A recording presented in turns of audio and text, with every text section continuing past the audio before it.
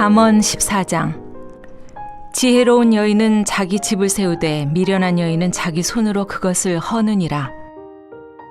정직하게 행하는 자는 여호와를 경외하여도 패역하게 행하는 자는 여호와를 경멸하느니라.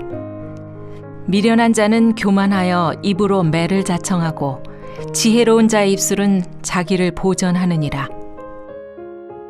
소가 없으면 구유는 깨끗하려니와 소의 힘으로 얻는 것이 많으니라. 신실한 증인은 거짓말을 아니하여도 거짓 증인은 거짓말을 뱉느니라. 거만한 자는 지혜를 구하여도 얻지 못하거니와 명철한 자는 지식 얻기가 쉬우니라. 너는 미련한 자의 앞을 떠나라. 그 입술에 지식 있음을 보지 못함이니라.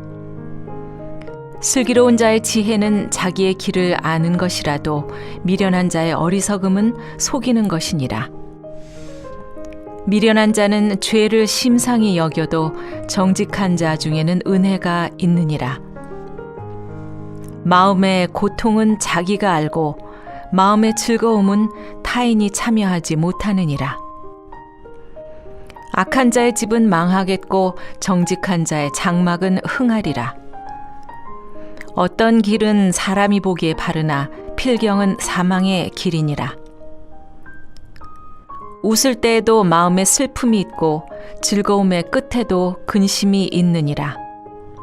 마음이 굽은 자는 자기 행위로 보응이 가득하겠고 선한 사람도 자기의 행위로 그러하리라. 어리석은 자는 온갖 말을 믿으나 슬기로운 자는 자기의 행동을 삼가느니라. 지혜로운 자는 두려워하여 악을 떠나나 어리석은 자는 방자하여 스스로 믿느니라.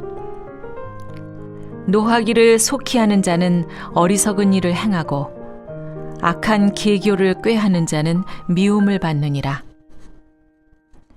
어리석은 자는 어리석음으로 기업을 삼아도 슬기로운 자는 지식으로 면류관을 삼느니라. 악인은 선인 앞에 엎드리고 불의한 자는 의인의 문에 엎드리느니라. 가난한 자는 이웃에게도 미움을 받게 되나 부요한 자는 친구가 많으니라. 이웃을 업신여기는 자는 죄를 범하는 자요 빈곤한 자를 불쌍히 여기는 자는 복이 있는 자니라. 악을 도모하는 자는 잘못 가는 것이 아니냐. 선을 도모하는 자에게는 인자와 진리가 있으리라. 모든 수고에는 이익이 있어도 입술의 말은 궁핍을 이룰 뿐이니라. 지혜로운 자의 재물은 그의 면류관이요 미련한 자의 소유는 다만 미련한 것이니라. 진실한 증인은 사람의 생명을 구원하여도 거짓말을 뱉는 사람은 속이느니라. 여호와를 경외하는 자에게는 견고한 의뢰가 있나니 그 자녀들에게 피난처가 있으리라. 여호와를 경외하는 것은 생명의 샘이니 사망의 그물에서 벗어나게 하느니라. 백성이 많은 것은 왕의 영광이요 백성이 적은 것은 주권자의 패망이니라. 노하기를 더디하는 자는 크게 명철하여도 마음이 조급한 자는 어리석음을 나타내느니라. 평온한 마음은 육신의 생명이나 시기는 뼈를 썩게 하느니라. 가난한 사람을 학대하는 자는 그를 지으신 이를 멸시하는 자요 궁핍한 사람을 불쌍히 여기는 자는 주를 공경하는 자니라. 악인은 그의 환난에 엎드러져도 의인은 그의 죽음에도 소망이 있느니라. 지혜는 명철한 자의 마음에 머물거니와 미련한 자의 속에 있는 것은 나타나느니라. 공의는 나라를 영화롭게 하고 죄는 백성을 욕되게 하느니라. 슬기롭게 행하는 신하는 왕에게 은총을 입고 욕을 끼치는 신하는 그의 진노를 당하느니라.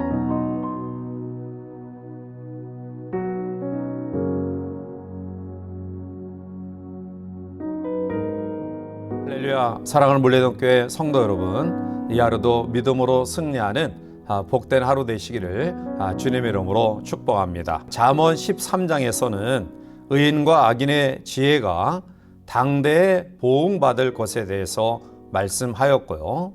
오늘 본문 잠언 14장에서는 의인과 악인의 특성을 대조적으로 말하고 있습니다. 성도는 예수 그리스도를 주인으로 따르는 사람들입니다. 오늘 읽은 본문에서는 성도들이 취할 삶의 자세와 성품들에 대해서 말하고 있습니다. 주님을 따르는 성도들이 취할 성품과 자세는 어떠한 것일까요? 오늘 먼저 본문은 긍휼의 마음을 가질 것을 이야기합니다.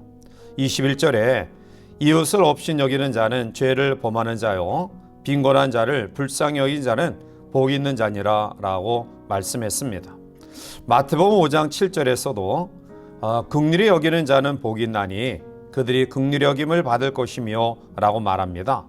다음 본문 31절에서도 가난한 사람을 학대하는 자는 그를 지으신 이를 멸시하는 자요 궁핍한 사람을 불쌍히 여기는 자는 주를 공경하는 자니라 라고 하셨습니다. 오늘 성도들이 가져야 될 성품 가운데 가장 중요한 것은 바로 긍휼히 여기는 마음일 것입니다. 이 긍휼히 여긴다라는 것은 이웃과의 관계 속에서 이루어지는 실천적인 문제인데요. 사실 우리에게는 신실하지 못한 부분이 있는 것 같습니다. 물론 다 그런 것은 아니지만 사람을 대할 때에 하나님께서 자기 형상을 닮은 절대 가치의 인격체로 대하지 못한다라는 사실입니다. 인간의 외적 요소들, 즉 사회적인 지위나 재산의 유무 등으로 사람을 평가합니다. 그래서 재산이 많은 사람, 또 권력을 가진 사람 앞에서는 지나치게 비굴할이 많지 그를 선대하고 높여주고요. 또 때로는 그렇지 못할 그러한 경우에는 지나칠 정도로 업신여깁니다. 그러나 신실한 크리스천들은 그렇게 살지 않습니다. 모든 사람들을 대할 때 하나님의 형상대로 지음받은 가치 있는 그런 인격체로 모든 사람을 대합니다. 그래서 세상에서 여러 가지 부족한 면을 가지고 있지만 그들을 멸시하지 않고요. 긍휼히 여기고요. 또한 마땅히 존경받을 사람에게는 존경의 예를 갖출 줄 압니다. 두 번째로 주님을 따르는 성도가 가져야 될 성품을 선을 도모하는 마음임을 이야기합니다. 본문 22절에 악을 도모하는 자는 잘못 가는 것이 아니냐 선을 도모하는 자에게는 인자와 진리가 있으리라 라고 말합니다. 신실한 그리스도인들이 가져야 될 또 하나의 성품은 선을 도모하는 삶입니다. 자, 그런데 반대로 신실하지 못한 사람들은 악을 즐깁니다. 악한 일을 도모하고 음흉한 괴계를 꾸밉니다. 시인은 시편 52편 3절에서 내가 선보다 악을 사랑하며 의를 말함보다 거짓을 사랑하는도다 라고 말합니다. 이것은 신실하지 못한 사람들의 삶의 모습입니다.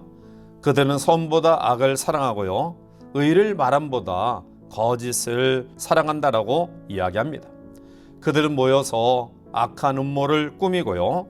악한 일을 계획하고요. 도모하고 그것을 실행에 옮기기를 주저하지 않는 사람들입니다. 이 얼마나 무서운 그런 일입니까? 그러나 성도는 그렇게 살지 않습니다. 항상 선한 생각을 하고요. 선한 계획을 가지고요. 그리고 그것을 실천하고 실행하는 그러한 것으로 기쁨을 얻으며 만족을 삼습니다. 이 하루도 힘써 선을 행하는 삶이 되시기를 바랍니다. 세 번째로 주님을 따르는 성도들이 가질 삶의 태도는 노하기를 더디하는 삶의 모습입니다. 오늘 본문 29절에 노하기를 더디하는 자는 크게 명철하여도 마음이 조급한 자는 어리석음을 나타내느니라 라고 말합니다. 지혜로운 성도는 노하기를 더디합니다. 예수님의 어머니 마리아와 정원한 요셉을 가리켜 의로운 사람이라고 이야기합니다. 자기와 약혼한 마리아가 임신했다는 소식을 들었을 때 그가 얼마나 깜짝 놀랐을까요? 아마 실망감이 컸을 거고요. 더 나아가 분노가 치솟아 올랐을 것입니다.